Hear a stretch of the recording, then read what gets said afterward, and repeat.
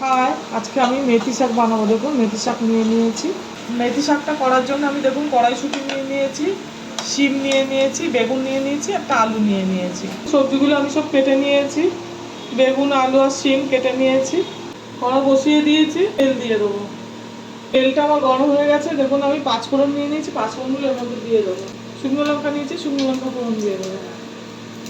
এগুলো নিয়েছি, সবজিগুলো ওর মধ্যে দিয়ে দেবো। মেথি শাক করার জন্য দেখুন আমি হলুদ গুঁড়ো, ধনে গুঁড়ো, লঙ্কা গুঁড়ো আর জিরে গুঁড়ো নিয়ে নিয়েছি। এগুলো আমি এখন ওর মধ্যে দিয়ে দেবো। সবজিগুলো আমার ভাজা ভাজা হয়ে গেছে। দেখুন শাক নিয়েছি, এবার শাকগুলো আমি এর মধ্যে দিয়ে দেবো।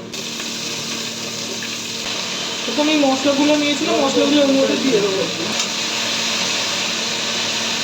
নুন চিনি নিয়েছি, এর মধ্যে নুন চিনি দিয়ে দেবো। দেখুন আমি একটু কড়াইশুঁটি নিয়েছিলাম, কড়াইশুঁটি দিয়ে দেবো।